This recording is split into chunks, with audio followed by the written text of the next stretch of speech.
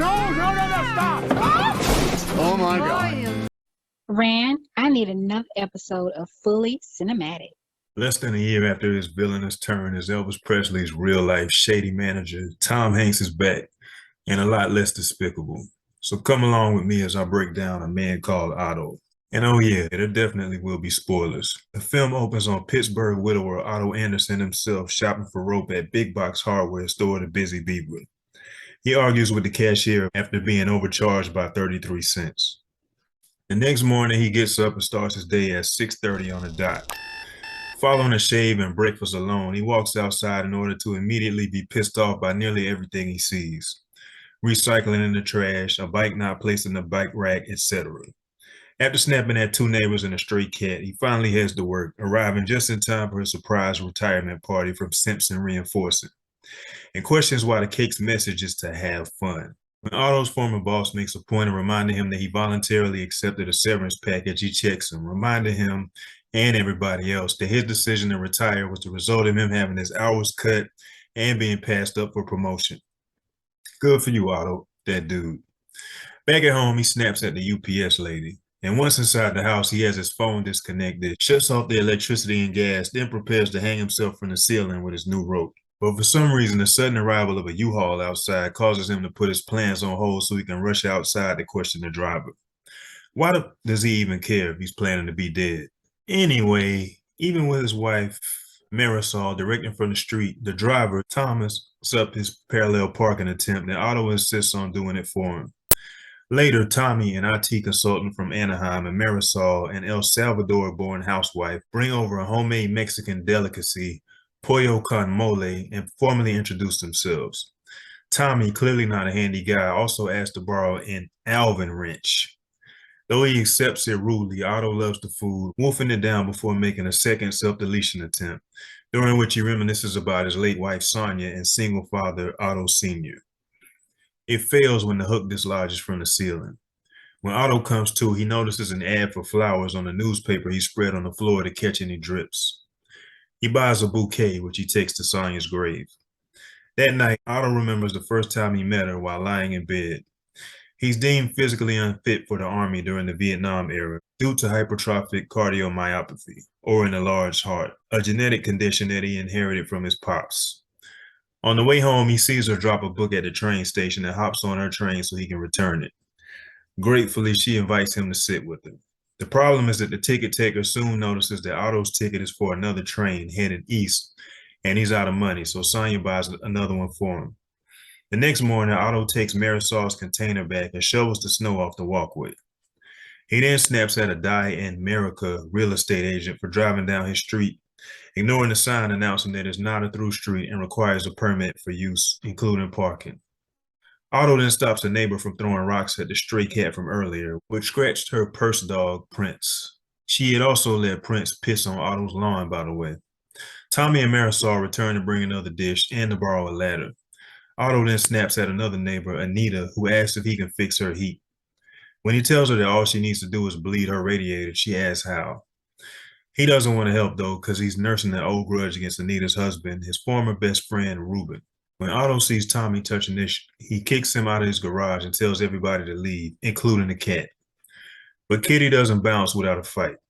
Otto agrees to bleed the radiator in exchange for Anita returning his garden hose that she borrowed the previous August. She informs him that an agent from Die in America tried to pressure her and her husband to move out, citing their age and medical issues. Giving up on hanging, Otto tries asphyxiation from carbon monoxide, which is why he needed the hose. During the act, he remembers seeing Sonia again at the train station, where she asks him out. On the date, he described his love of cars, which he learned from his dad, who died months earlier. Otto ordered soup instead of an appetizer so that he could afford to pay for anything that Sonia ordered. He finally admits that he's broke because he failed his army physical and thus is unemployed, which is also why he couldn't afford an extra train ticket. Sonia stops him from leaving in embarrassment and kisses him to the applause of the other restaurant patrons. He's awakened by Marisol banging on the garage door. She needs a ride to the hospital to see Tommy, who fell off the ladder. Although 30 years old, she only has a permit and can't drive. What did you say? At the hospital, Otto reads to the couple's young daughters, Abby and Luna, in the waiting area. They're interrupted by Beppo the clown, who returns the wrong quarter after a magic trick. Otto has saved his pure silver 1964 quarter from the day he met Sonia. It was changed from the ticket that she bought him. Otto manhandles Beppo to get it back and is escorted out of the building. The next morning, Marisol notices the cat lying in the snow and has another neighbor, Jimmy, take it inside Otto's house. When Marisol mentions his low countertops, Otto reveals that he made them for Sonia. While sitting in the parking lot at the train station, he reflects on his college graduation, where he proposed after getting a bachelor's degree in engineering. Determined to jump in front of a train, Otto instead saves a man who collapses on the track following a medical event and reluctantly allows another guy to pull him up to safety. At home, Marisol gives him a picture that Abby drew of him with her family. Jimmy soon returns the cat after having an allergic reaction. Though Otto insists that he sleep on the floor, he caves, letting him sleep on the bed with him. The next day, after Otto yells at the paperboy, Malcolm, he reveals that he's transgender and that his teacher, Sonia, was the only person who accepted him. Otto eventually agrees to teach Marisol how to drive. She sucks ass at it, and when the driver behind them blows his horn at a light, Otto comes down with a case of road rage, snatching him out of his truck and threatening his life in response to being called an old man. Back in the car, he convinces Marisol not to give up, assuring her that she'll manage to get the hang of it following her blubbery pity party. The two of them have lunch at Sonia's favorite bakery, where he fills her in on his late wife, how their differences complemented each other, her school program to help disadvantaged students, and the history of his friendship with Ruben. It ended when Ruben revealed himself to be a Ford man. See, Otto's dedicated to Chevys. It was his father's automotive brand of choice. When he tried to bury the hatchet years later, he was offended by Ruben's decision to buy a Toyota Celica GT convertible.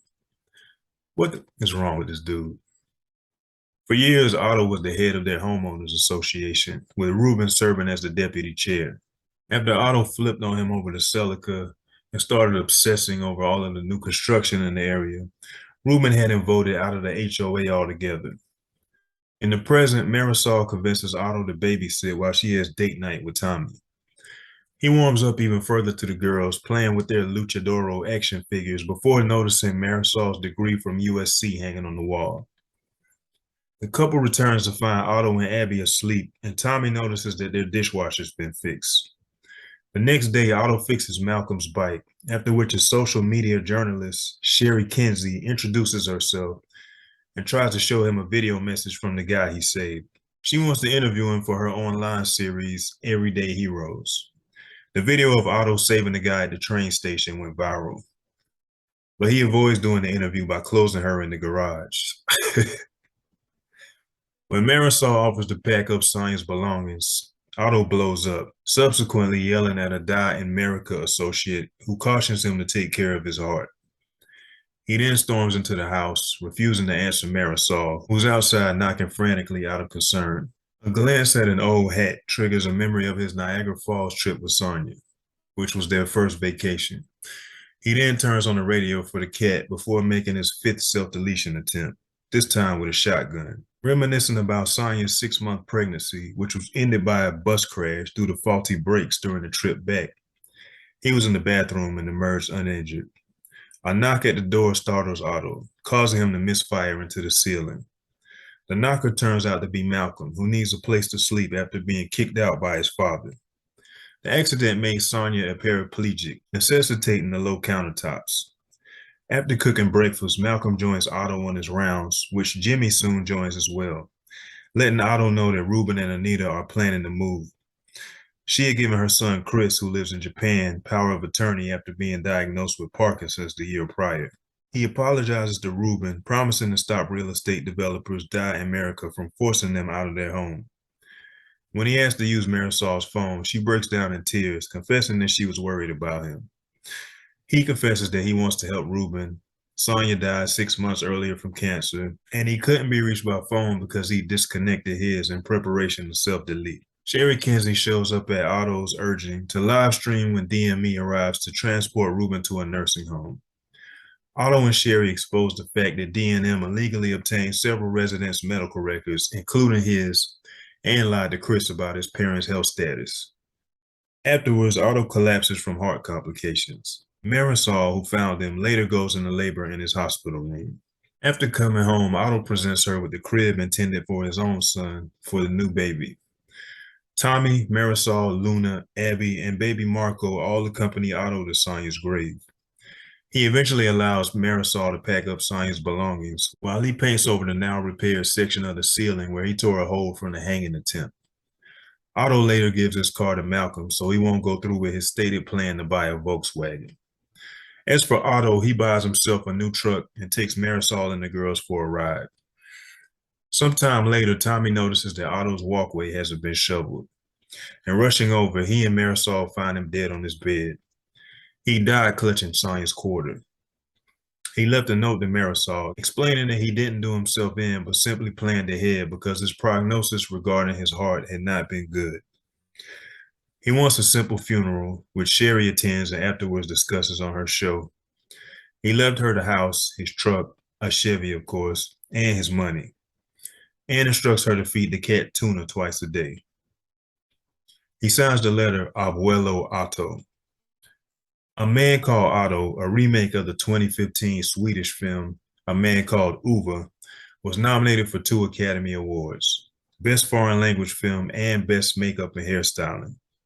It was adapted from the 2012 novel of the same name. Otto is the latest in a long line of American remakes of foreign films, but this is one time when the remake was worth it and is actually better than the original. The basics of the story remain the same, but the improvements are in the details and the elimination of unnecessary subplots. Otto is a return to form for star Tom Hanks, as well as a welcome addition to his catalog. It's sort of like Gran Torino without the racism and murder.